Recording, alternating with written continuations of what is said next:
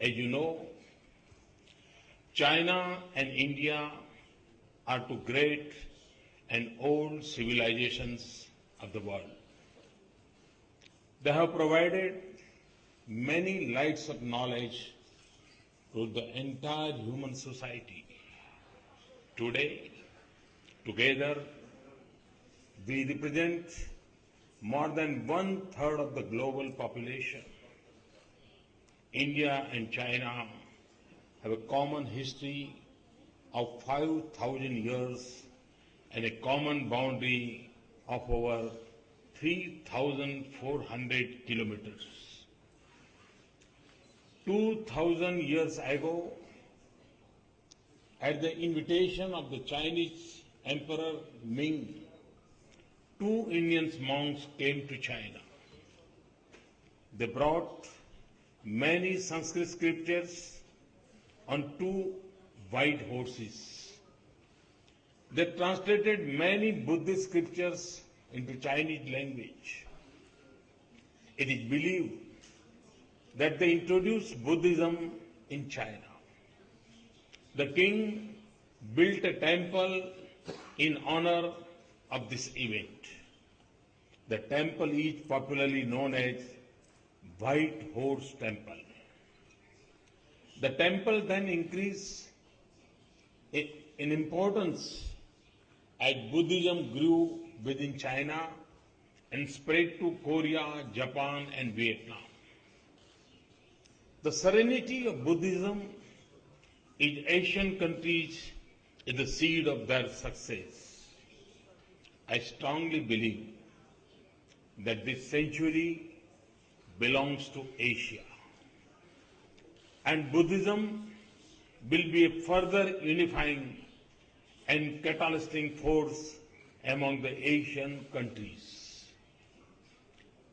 Your famous scholars like Faxian and Sewenjang have taught many secrets of Chinese wisdom to Indians.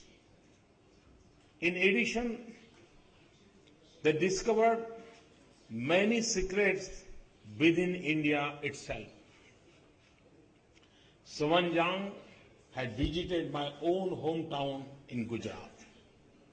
From his works, we know today that there was a Buddhist monastery there. When Sewenjang returned to China, he brought with him Sanskrit scriptures and books of wisdom. The traditional system of medicine of the two countries based on natural elements also have a lot in common. In recent times too, this stream of knowledge is flowing across our borders. Professor Chi Shanil of Peking University was a great Sanskrit scholar. He spent most of his part of his life in translating Valmiki's Ramayana into Chinese. Indian government has honored him by bestowing prestigious award in 2008. More recently, Professor Chin Ting Han has translated Tulsi Ramayana into Chinese. Translations of Bhagavad Gita and Mahabharata are also popular with Chinese people. I thank these Chinese scholars for introducing Indian culture to the Chinese people. Friends, India has always been a knowledge society. Wherever you have been an innovating society, ancient China was highly advanced in science and technology. Like Indians, the Chinese, they too sailed to Americas and distant corners of the world in their ships. They had the marine compass and gunpowder. But I must add that during this time, Indian astronomy and mathematics were quite popular in China. Indian astronomers were appointed on the official boards set up to prepare calendars. The Indian concept of zero and that of 9 planets have been helpful in discoveries in China. So our ideas had a role to play in your innovations. Thus, we have a lot in common and we can do a lot together.